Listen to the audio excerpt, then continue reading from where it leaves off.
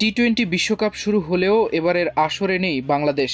আন্তর্জাতিক ক্রিকেটের বড় এই মঞ্চে টাইগারদের অনুপস্থিতি নিয়ে ক্ষোভ প্রকাশ করেছেন বাংলাদেশ জামায়াতে ইসলামীর আমির ডাক্তার শফিকুর রহমান। তিনি বলেন, আন্তর্জাতিক মঞ্চে বাংলাদেশের এই অনুপস্থিতি শুধু ক্রিকেটারদের জন্য নয়, বরং পুরো জাতির জন্য অপমান।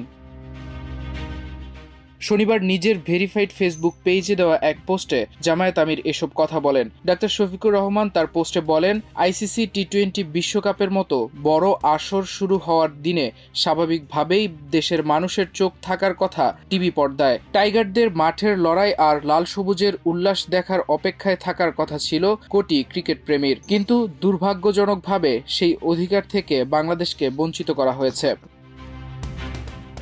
ওই পোস্টে জামায়াত আমির আরও বলেন, আন্তর্জাতিক এই মঞ্চে বাংলাদেশের অংশগ্রহণের কথা থাকলেও পরিকল্পিতভাবে দেশকে সেই সুযোগ থেকে দূরে রাখা হয়েছে। বিষয়টি শুধু খেলোয়াড়দের মধ্যেই সীমাবদ্ধ নয়, এটি দেশের সম্মান ও মর্যাদার সঙ্গে সরাসরি সম্পৃক্ত।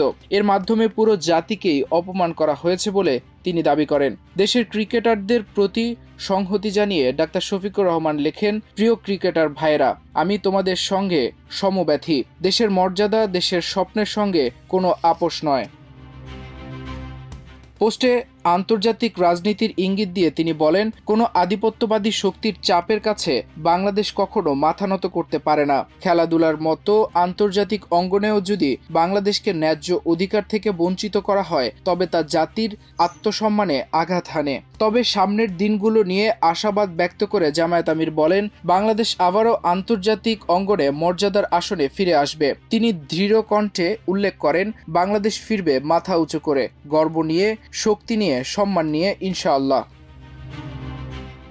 এর আগে জানুয়ারির শুরুতে আইপিএল কর্তৃক ও India cricket control board BCCI Kolkata knight রাইডার্সকে বাংলাদেশি পেসার মুস্তাফিজুর রহমানকে বাদ দিতে নির্দেশ দেয়। তাদের দাবি, ভারত বাংলাদেশের সাম্প্রতিক কূটনৈতিক সম্পর্কের অবনতির প্রেক্ষাপটে মুস্তাফিজের নিরাপত্তা নিশ্চিত করা তাদের পক্ষে সম্ভব নয়। কলকাতা ও বিসিসিআই এর নির্দেশ মোতাবেক মুস্তাফিজকে বাদ দিয়ে দেয়।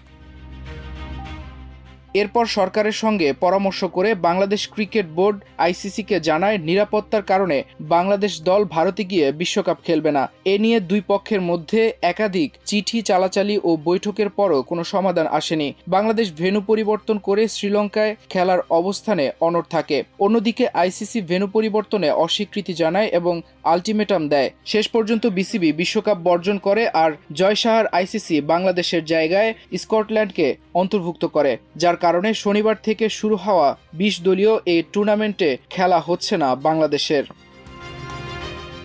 মাল্টিমিডিয়া ডেস্ক, আমার দেশ।